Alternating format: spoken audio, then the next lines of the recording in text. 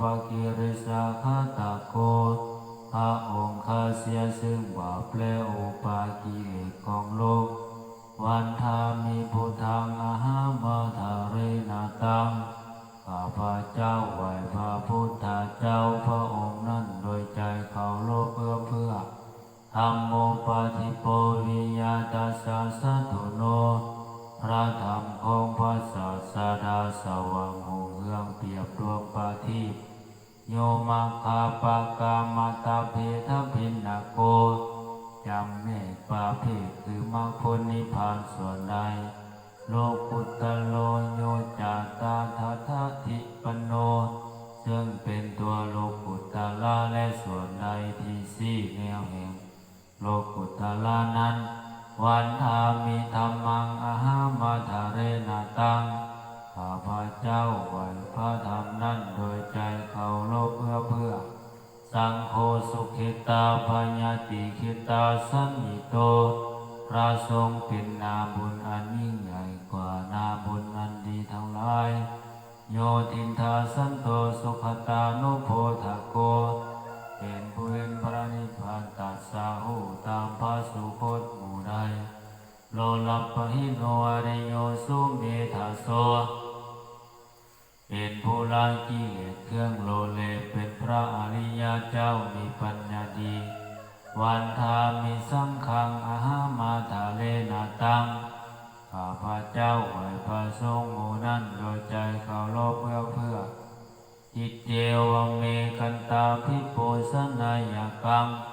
วัตถุตยังวันทายตาภิสังฆตังปุญญังมายายังมาสัพพุพัตวามหุนตุเวตัสสะปภาวสิทธิยา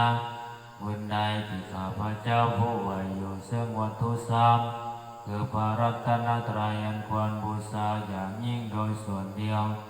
ได้กระทำแล้วเป็นอย่างยิ่งสิ้นนี้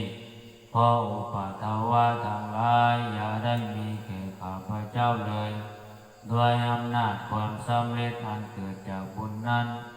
อิทาตถาคโตโรเกอุปโนพระตถาคตเจ้านั้นเกิดขึ้นแล้วในโลกนี้อรหังสัมมาสัมพุทโธเป็นผู้ไกลจากกิเลสตัสสะผู้ชอบได้โดยพระองค์เองธัมโมจะเทสิโตนิยานิโกและพระธรรมที่ทรงแสดงเป็นธรรมเครื่องออกจากทุกข์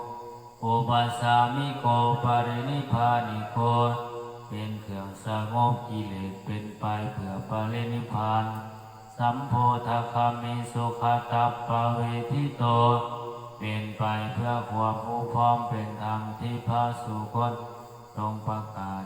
มะยันตังธัมมังสุตวายวังสนามะ